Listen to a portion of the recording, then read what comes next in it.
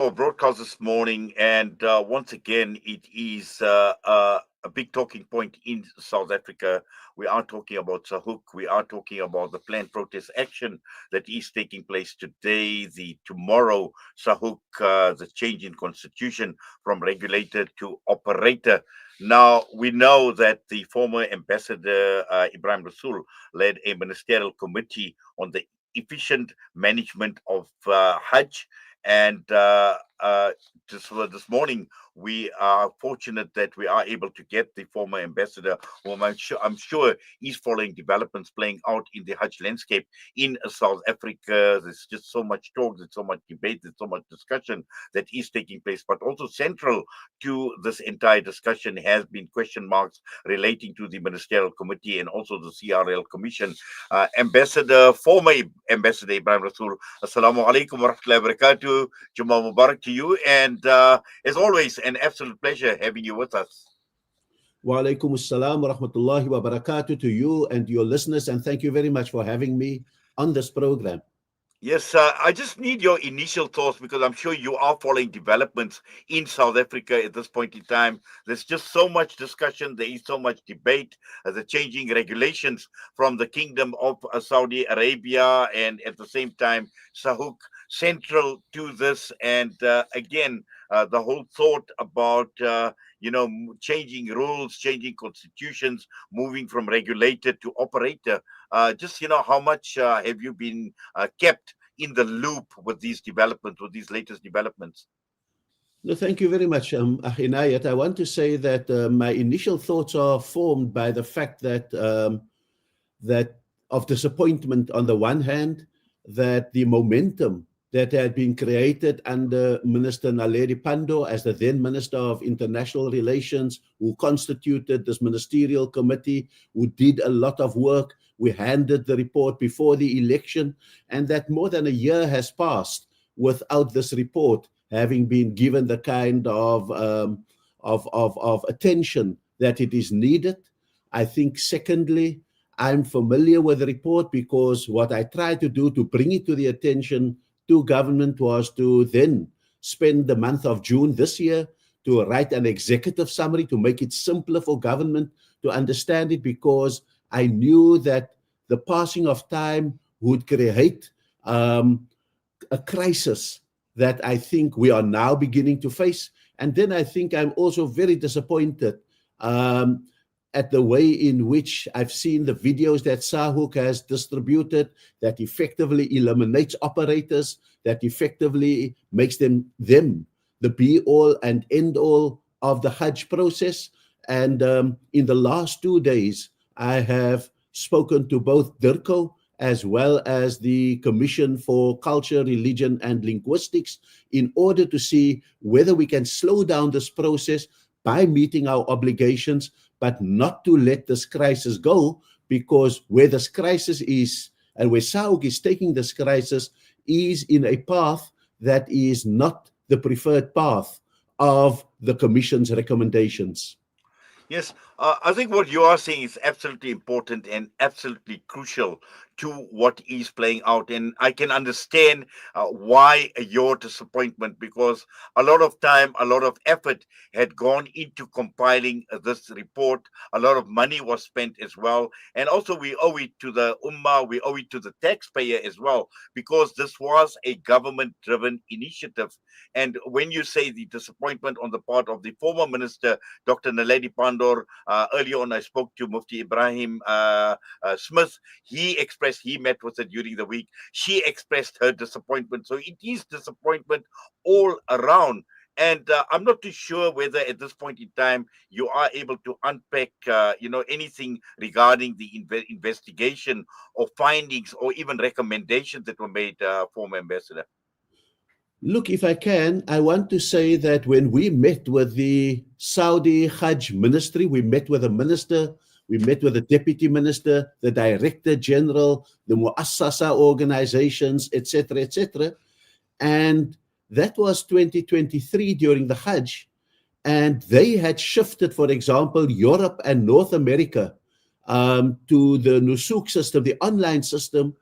And in the first year or two, that system was crashing, the system was inefficient, and so forth. And we expressed to them the idea that if you were to impose that system over South Africa with its very special demographics of older people, people who may not be tech savvy as the Americans and the Europeans are, then we think that there would be a complete breakdown in the system and only the elite would be able to go on Hajj. And so they accepted that and they agreed that they will take a longer transitional period and they will, in fact, prefer a hybrid period with operators, with people who can entering the Nusuk system, but that they will not eliminate any option for that. So I thought that we had captured that, and that is part of what is then captured in the report itself. I think secondly, we also understood from the Minister of Hajj and the government of the Kingdom of Saudi Arabia that they would prefer to have government negotiations rather than SAUC, because a Pilgrims Affairs office technically is a government office and not a non-government organization. And so we had made certain recommendations, such as, for example, either empowering the Consul General with that power in Jeddah, or establishing a special consul for Hajj or a special envoy for Hajj who can be part of SAUC, in fact, be the main part of SAUC and intervene with the Saudis on quotas, on conditions of Hajj and so forth. So I think that that's what we had been able to say. And that SAUC itself, we said, needed to be transformed because that body needs to be accountable to South Africa, the government, via, for example, financially and in terms of consumer-related matters, via the CRL Commission, and operationally to DIRCO, and constitutionally to Parliament. And none of that has actually then happened. And so it is therefore surprising that we are sitting before the 23rd, which is tomorrow, in which SAUC is making constitutional changes in order, I think, in their way to respond. And so I think it would be prudent for government to say to SAUC, give us all the documents that have led you to this. What is the correspondence with the Kingdom of Saudi Arabia? Let us consider it together. Let's meet our obligations. If there are any payments to be made by particular deadlines, we know you have reserves, pay those kind of things, but slow down the constitutional changes so that we think through the dispensation as a whole.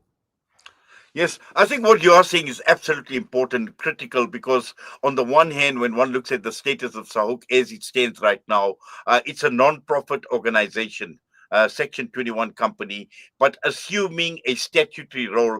And from what you've mentioned in terms of the recommendations and also in terms of how the Kingdom of Saudi Arabia sees South Africa, they would prefer dealing on a government to government level. And I think this is absolutely important. And also there was going to be a question from my side in terms of whether DIRCO is in possession of information from the Kingdom of Saudi Arabia that has been sent to SAUC, because there again, many question marks are being raised as to what is actually contained in this document.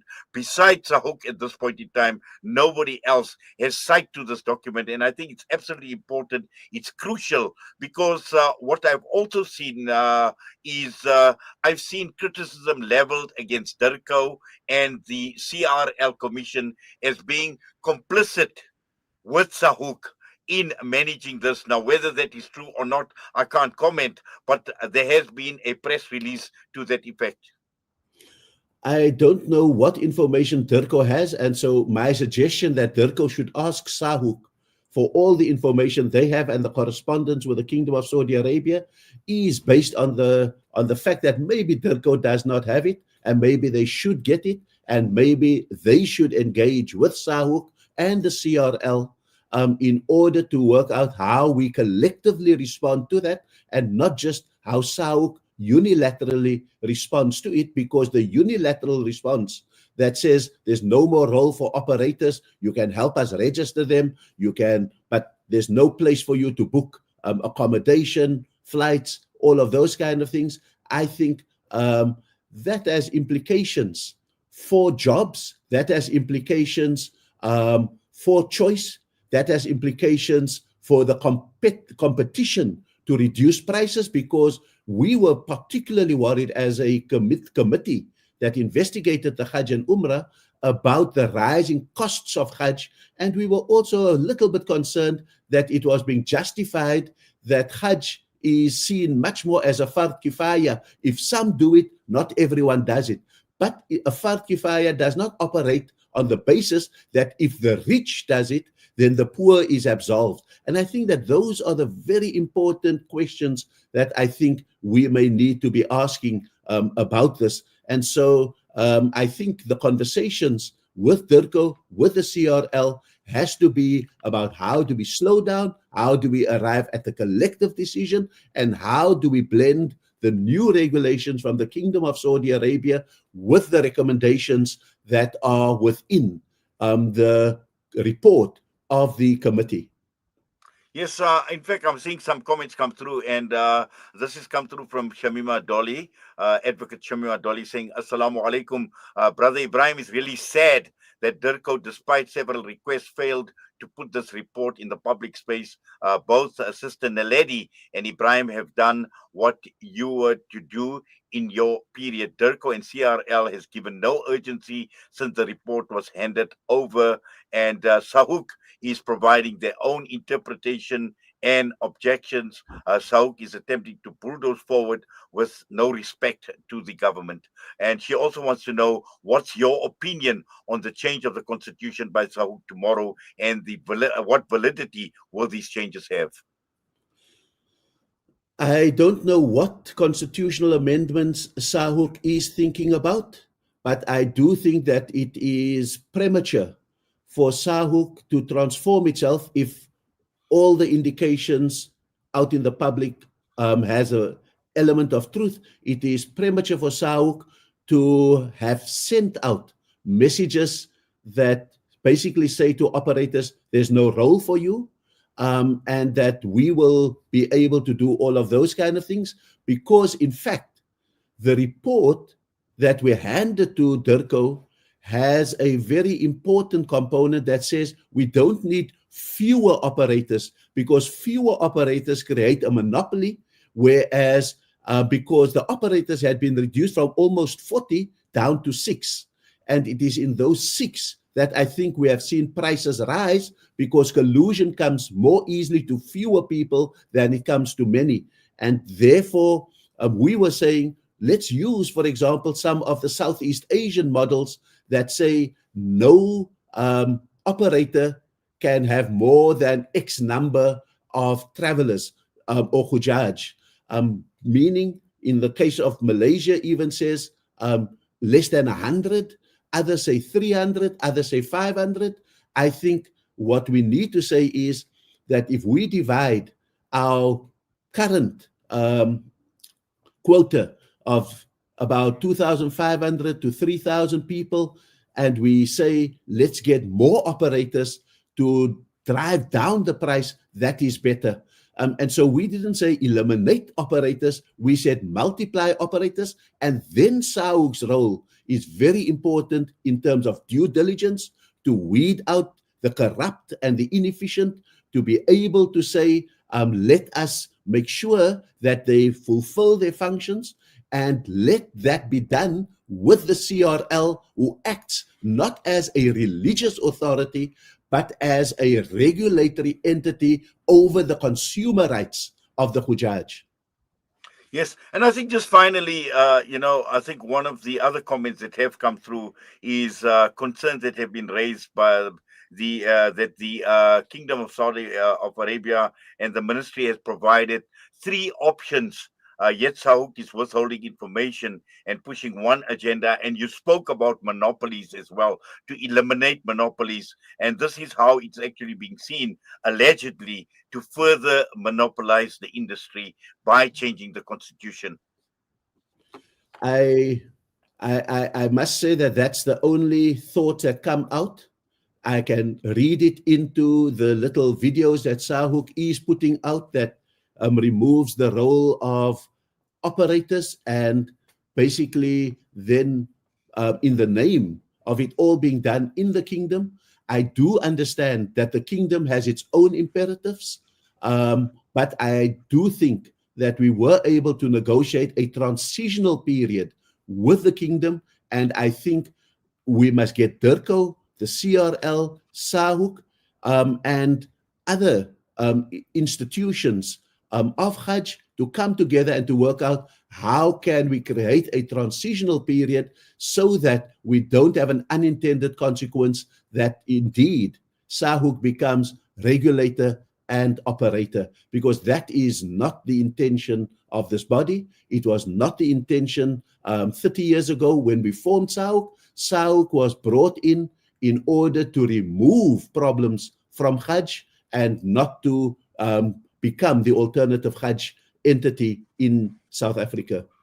Yes, in fact, I think this is something that the call that we've made as media, and I personally recall making this call for some sort of a Hajj Indaba, where one can actually look at this in totality, and perhaps now that all these issues are playing out, it is possibly time that we actually relook and revisit the entire Hajj landscape in this country, together with the report, together with the recommendations, together with the information that the CRL commission has compiled as well, because it's not only about Hajj. There's a monetary aspect to this as well. We are talking of millions, and I'm not too sure whether you've had an oversight into the finances, because there are talks of millions that Sahuk has accumulated over a period of time. Questions are being asked: what if Sahuk is excluded completely? What happens to the list? What happens to the money? Now Sahuk is allowing young children, in fact this comment says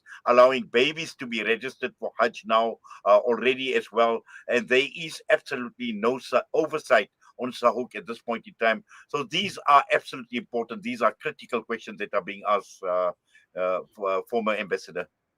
No, I think that those are important questions. I think that and even um, operator bodies understand the importance of SAUC, understand the fact that they do indeed have reserves that are going to be important for the Hajj, that they do have the technology, for example, to compile the lists, but that we need to remove the moral hazard out of a body like that becoming absolutely self-sufficient. And therefore, the committee that investigated the Hajj did not take a destructive approach to it. It understood the role of each component within the Hajj and made proportionate recommendations that did not want to destroy the Hajj, but wanted to enhance the Hajj, remove the moral hazard out of the Hajj, both from operator side as well as Sauk side, and also in anticipation of the changes that the Kingdom of Saudi Arabia itself was making. And therefore, I believe that the only slogan that must inform the way in which we go forward is the best interest of the Hujjaj, inshallah. Well, inshallah, Jazakallah khairan so much for that, and also for taking time out with us right here on Salam Media. I think, a lot of ground has been covered. I think a lot of clarity, but even more importantly, a lot of food for thought, I think, has actually come out of this discussion this morning with yourself as well. And once again, let's hope that sanity prevails. But even more importantly, we know this protest is taking place today at all the Sahuk offices as well. That meeting that is taking place tomorrow. And wisdom at this point in time needs to prevail, inshallah. But once again, have yourself a wonderful Jummah as well, inshallah. Assalamu alaikum wa rahmatullahi wa barakatuh. Wa alaikum salam and Jummah Mubarak to all, inshallah. Former Ambassador Ebrahim Rasool, and who led the ministerial committee that was nominated or set up by the former Minister of DIRCO, Dr. Naledi Pandor, on the efficient management of Hajj, inshallah. I think we've just covered and we've understood a lot more at this point in time with what is actually playing out in the Hajj space right now. And inshallah, let's see what plays out today. The pickets and that will be taking place outside the Sauk offices as well. But I think more importantly, all eyes will be on the meeting that takes place tomorrow, inshallah. Next up, we've got Fired Up, and the topic is more effective to act your way into a feeling than to feel your way to an action. We still have got Dr. Abir Zayad, who will be coming through to South Africa. So we just want to make a quick announcement, inshallah, with her visit to South Africa. So a quick break. Thereafter, it will be Fired Up with the CEO of Africa Muslims Agency, Hafiz Imran Chunara.